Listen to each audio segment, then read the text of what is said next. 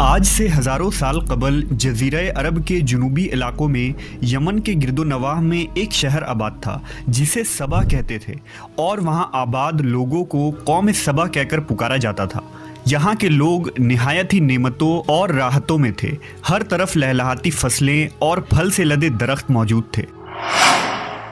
مگر یہ قوم شرک میں مبتلا تھی اور سورج کی پوجا کیا کرتی تھی۔ جب وہاں کے بادشاہ شراجیل بن مالک کی موت ہوئی تو اس کی بیٹی بلقیس نے حکومت کی باغ دوڑ سنبھالی۔ بعض مورخین نے لکھا ہے کہ بلقیس کے والدین میں سے ایک جنات میں سے تھے، مگر اس نظریے کی کوئی واضح دلائل نہیں ملتی۔ ملکہ بلقیس ایک قابل عورت تھی جس نے یمن پر 9 سال نہایت ہی خوبصورتی سے حکومت کی۔ دنیا کے بیشتر علاقوں میں جو تجارت ہوتی تھی وہ سبائیوں کے ہاتھ میں تھی۔ یہی وجہ تھی کہ یہ قوم نہایت ہی دولت مند تھی، مگر یہ وہ زمانہ تھا جب مشرق سے مغرب تک ایک عظیم موحد بادشاہ کی طاقتور حکومت اور جاہ و جلال کا ڈنکا بجتا تھا، جسے تاریخ میں سلیمان ابن داؤد کے نام سے جانا جاتا ہے۔ حضرت سلیمان علیہ السلام کی حکومت دنیا کے بیشتر ممالک میں تھی، جس کا دارالخلافہ یروشلم شہر تھا۔ آپ کو ہوا، جنات، چرند و پرند اور جانوروں پر حکمرانی عطا کی گئی تھی۔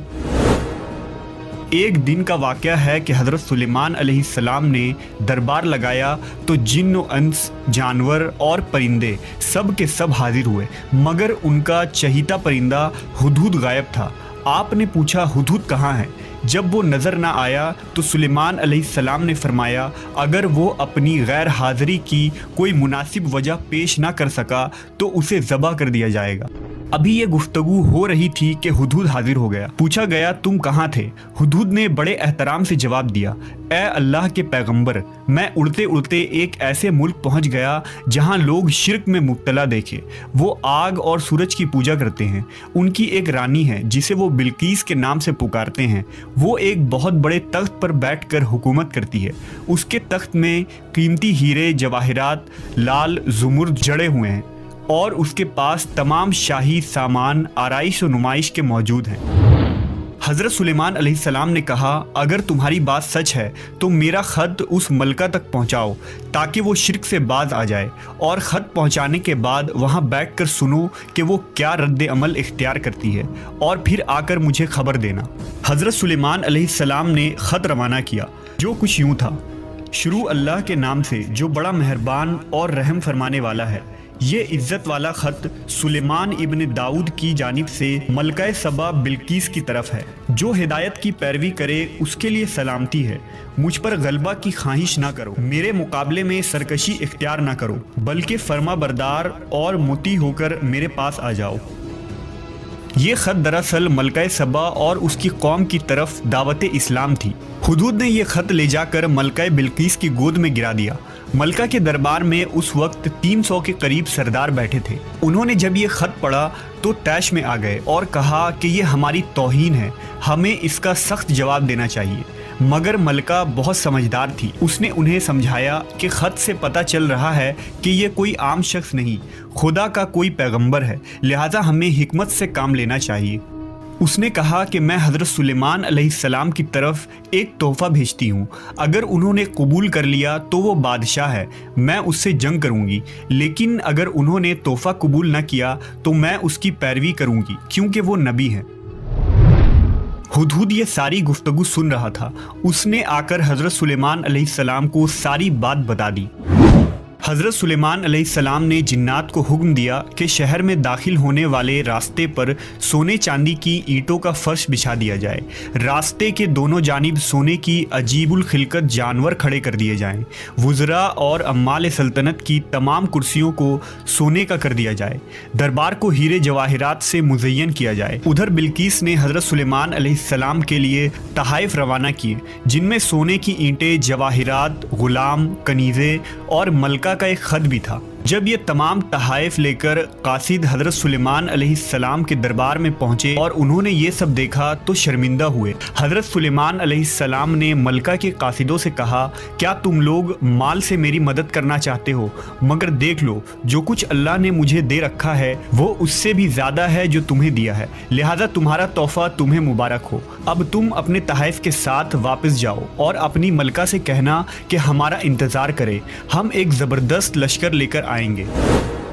جب یہ خبر ملکہ بلقیس کو پہنچی تو وہ سمجھ گئی کہ واقعی یہ اللہ کے نبی ہے، لہٰذا اس نے جنگ کے بجائے حضرت سلیمان علیہ السلام کے دربار میں حاضر ہو کر اپنی اطاعت کا یقین دلانے کا فیصلہ کیا۔ جب حضرت سلیمان علیہ السلام تک یہ پیغام پہنچا تو آپ نے اپنے درباریوں سے کہا، تم میں سے کون ہے جو ان کے مطیع ہو کر آنے سے پہلے ملکہ کا تخت میرے پاس اٹھا لائے؟ ایک دیو ہیکل جن نے کہا، آپ کے دربار کو برخاست کرنے سے پہلے میں اسے لا سکتا ہوں، میں اس کام کی پوری قوت رکھتا ہوں اور امانت دار بھی ہوں۔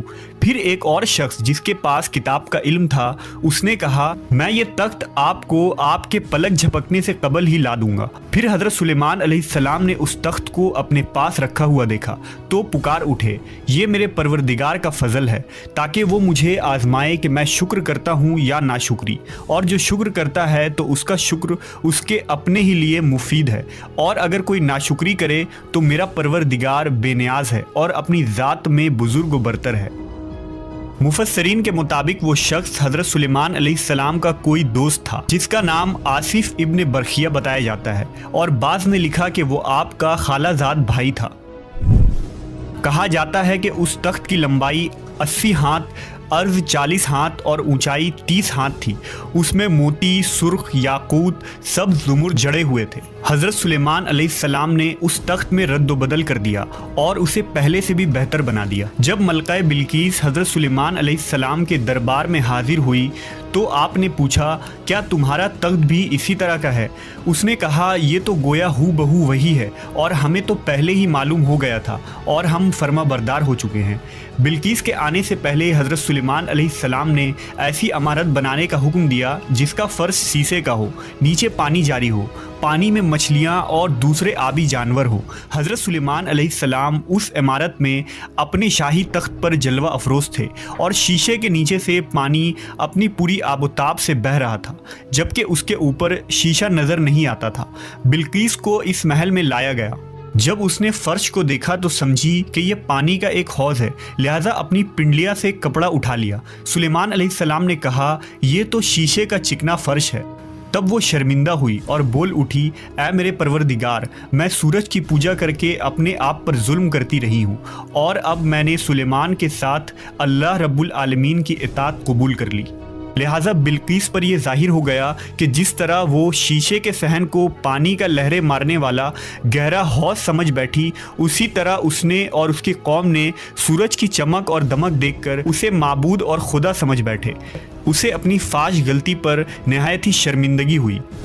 بعض مورخین نے لکھا کہ اس واقعے کے بعد ملکہ سبا مسلمان ہو گئی اور حضرت سلیمان علیہ السلام کے نکاح میں آ گئی، جبکہ بعض نے لکھا کہ آپ نے بلقیس کو یمن واپس بھیج دیا اور اس کے لیے وہاں 3 بڑے محل تعمیر کروائے۔